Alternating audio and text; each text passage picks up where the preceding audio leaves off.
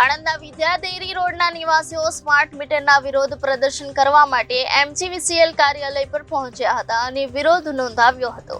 સુરત શહેર બાદ હવે વિવિધ શહેરોમાં સ્માર્ટ મીટરો અંગેની બુમરાણ મચી રહી છે। સ્માર્ટ મીટર લગાવ્યા બાદ રિચાર્જ કરાવ્યા પછી પણ લાઇટ બિલ વધુ આવી રહ્યા હોવાનું જાણવા મળી રહ્યું છે। અન્ય શહેરોમાં વિરોધ પ્રદર્શન બાદ આણંદના વિદ્યાડેરી રોડના નિવાસીઓ સ્માર્ટ મીટરના વિરોધમાં પ્રદર્શન કરવા માટે MGVCL કાર્યાલય પર પહોંચ્યા હતા અને વિરોધ નોંધાવ્યો હતો। મારું નામ તુલસી અજયસિંહ મહિડા છે। અમે વિદ્યાડેરી રોડ પરથી આવીએ છીએ।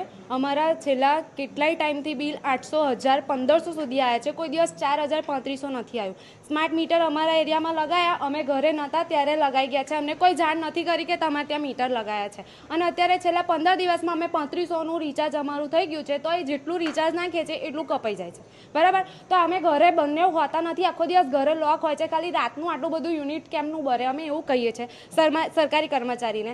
અમારા જ એરિયામાં મીટર નાખ્યા છે, બાકી કોઈ એરિયામાં મીટર નથી નાખ્યા। ખાલી વિદ્યાડેરી રોડ પર વિસ્તાર પર ત્યાં અમારે ગટર લાઈન નથી, લાઇટ નથી। અત્યારે 8-9 વાગ્યા પછી લેડીઝને ચાલતું જવું હોય તો એ વિચારવું પડે કે કેવી રીતે જઈએ। તો અમારે કોઈ સ્માર્ટ મીટરની જરૂર નહીં। તમારે સ્માર્ટ બનાવવું હોય તો એવી રીતે સ્માર્ટ બનાવો, લાઇટથી સ્માર્ટ બનાવો, ગટર નાખીને સ્માર્ટ બનાવો। તો અમારા સ્માર્ટ મીટર જે નાખ્યા છે એનું અમારે અત્યારે સોલ્યુશન જોઈએ ને અમારે જૂના જ અમારા મીટર જોઈએ પાછા।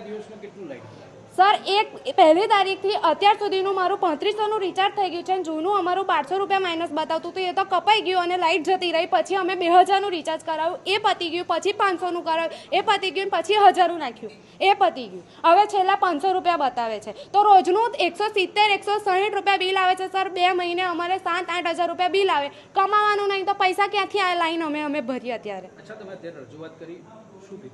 એમણે એવું કીધું કે અમે ડેમો નાખીશું તમારે ત્યાં। તો ડેમો આટલો બધો 15 દિવસથી ડેમો ચાલે જ છે, બધાના ઘરે ચાલે છે, અને બધા એમને કહેવાય કે અમારે મીટર વધારે બિલ આવે છે, તો એ ડેમો જ છે, તો હજુ એમને ડેમો નાખવો છે। અમારે ડેમો નથી જોતો, અમારે જૂના મીટર અમારા પાછા જ જોઈએ। બેન, તમારો આક્ષેપ છે કે અમને પૂછ્યા વગર મીટર લગાવી? હા, અમે ઘરે હતા જ નહીં, હું તો હતી જ નહીં। હું જ્યારે આવી ત્યારે એ લોકો મીટર ચેન્જ કરતા હતા, અમને કશું જણાવ્યું નથી કે કેવી રીતે મીટરમાં બિલ શું આવશે, કેટલા યુનિટ ભરશે, કેવી રીતે ફરશે મીટર। અને આ તો અમે ફોન યુઝ કરીએ છીએ, જે ફોન નહીં યુઝ કરતા એ કેવી રીતે બિલ ભરે?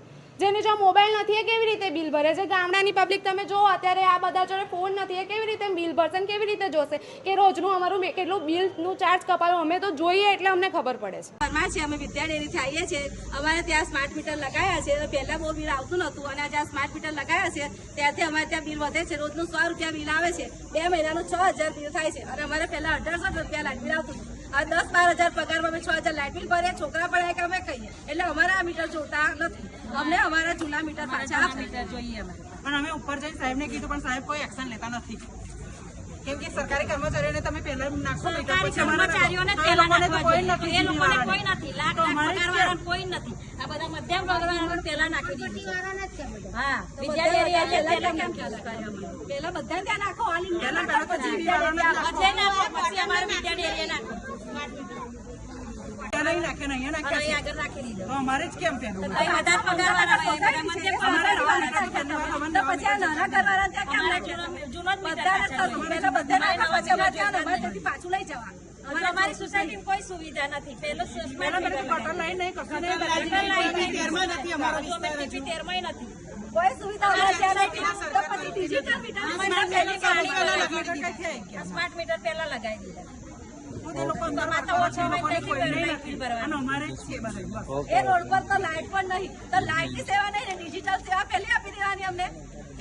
મારું નામ છે A G Sodha Parmar, deputy engineer Shastri sub division MGVCL। Smart મીટરને લઈને ઉબાળો થયો છે, શું છે વિરોધમાં ગ્રાહકોની ફરિયાદ એવી છે કે અમારા મીટર ફાસ્ટ ફરે છે અને અમારું બેલેન્સ છે તાત્કાલિક પૂરું થઈ જશે થોડા જ દિવસોમાં। એટલે અમને મેં ગ્રાહકોને એવું જણાવ્યું કે જે ગ્રાહકો છે એનો સોસાયટી વાઇઝ 1-2 મીટરો જે છે એ ચેક મીટરો મૂકીશું આપણે, અને એમનું જૂના મીટરનું જે કન્ઝમ્પશન છે અને સ્માર્ટ મીટરનું કન્ઝમ્પશન છે એ ચેક કરવાનું રહેશે। અને કોઈ એમાં એબનોર્માલિટી જણાય, કોઈ મીટર ફાસ્ટ ફરતું જણાય તો એને લીધે અમે યોગ્ય કાર્યવાહી કરીશું આગળની। આણંદ શહેરના કયા વિસ્તારની આ ઘટના? આણંદ શહેરના વિદ્યાડેરી રોડની તકલીફ છે। સ્થાનિકોનો એવો આક્ષેપ છે કે અમને પૂછ્યા વગર જ વીજ મીટર લગાવી દેવામાં આવ્યા છે। ના, એમાં એવું છે કે જ્યારે મીટર લગાવવામાં આવ્યા એની પહેલાં આપણે કન્ઝ્યુમર ઇન્ડેક્સિંગ કર્યું હતું. કન્ઝ્યુમર ઇન્ડેક્સિંગ કર્યું એ ટાઈમે દરેક ગ્રાહકને ત્યાં એક પેમ્પલેટ આપવામાં આવ્યું હતું અને એમને જણાવવામાં બી આવ્યું હતું કે થોડા ટાઈમમાં તમારા ત્યાં સ્માર્ટ મીટર લગાવવામાં આવશે. સ્માર્ટ મીટર જ્યારે લગાવ્યું ત્યારે બી પેમ્પલેટ આપવામાં આવ્યા છે અને એપ્લિકેશન કઈ રીતે ડાઉનલોડ કરવી, એને કઈ રીતે એક્ટિવેટ કરવી એ પ્રમાણે બી એને યોગ્ય સમજ આપવામાં આવેલ છે. અત્યારે જે આ સ્થાનિકોનો હોબાળો છે જેને પગલે કયા પ્રકારના કાર્યવાહી કરવામાં આવશે અને એમનું નિરાકરણ આવશે કે કેમ? એમનું નિરાકરણ ચોક્કસથી આવશે. બરાબર છે. આ જે સ્માર્ટ મીટર જે ફાસ્ટ ફરે છે એમાં અમુક જગ્યાએ અમે ચેક મીટર લગાવ્યા બી છે. એ ચેક મીટર લગાવ્યા છે એમાં અમે જૂના મીટરનું કન્ઝમ્પશન અને સ્માર્ટ મીટરનું કન્ઝમ્પશન ચેક કરેલું છે. એ બિલકુલ બંનેના કન્ઝમ્પશન સેમ જ આવે છે, બિલકુલ ફાસ્ટ ફરતા નથી. બરાબર છે. પણ આ જે અગાઉ જે થોડો વિરોધ થયો એના લીધે આ ગ્રાહકોની અંદર વિડીયો ફરતા થાય એના લીધે એક માનસિક એ થઈ ગયું છે કે અમારા મીટર ફાસ્ટ ફરે છે. બાકી ખરેખર મીટરો જે છે એ યોગ્ય જ ફરે છે. અમે એનું એનાલિસિસ બી કરેલું છે અમે. એટલે સ્થાનિકોને એવો આક્ષેપ છે આપના પર કે અમારા રિચાર્જ જલ્દી પતી જાય છે, શું કારણ હોય છે? તો એની અંદર રિચાર્જ જલ્દી પતી જાય છે. એની અંદર એક કારણ એવું બી હોઈ શકે કે એમનું કદાચ અગાઉનું કન્ઝમ્પશન જે છે એ જૂના મીટરનું જે પૈસા છે એ નવા એપ્લિકેશન જે છે એની નવા મીટરમાં ઉધારવામાં આવે છે. બરાબર છે. એના હપ્તા પાડી 180 દિવસના હપ્તા પાડીને ઉધારવામાં આવે છે. તો એનું એક કારણ એ બી હોઈ શકે છે. અને કોઈનું કન્ઝમ્પશન વધારે હોય તો બી એ થઈ. અને બીજું એક કારણ કે અત્યારે ઉનાળાનો મેક્સિમમ પીક પીરિયડ છે એવું છે. એટલે દરેકના ઘેર કોઈના ઘર એસી હોય તો એસી પંખાને બધું મેક્સિમમ ચાલવાનું છે. અને બીજા એનું એક કારણ કે જે ગ્રાહકો જે એનું મારું કન્ઝમ્પશન ઓછું આવે છે એનાલિસિસ કરે છે. શું કરે, પહેલાં દર મહિને 2 મહિને બિલ આવતા હતા. 2 મહિને બિલ આવતા હતા એટલે 2 મહિનાની અંદર અમુક ગ્રાહકોનું જે કન્ઝમ્પશન છે એ શું થયું હોય, અમુક દાડા બંધ રહ્યું હોય કે બહાર ગયા હોય તો બરાબર છે. એ 2 મહિના તમે એનાલિસિસ કરતા હતા. હવે શું થયું, અત્યારે 2 જ મહિના આવે છે.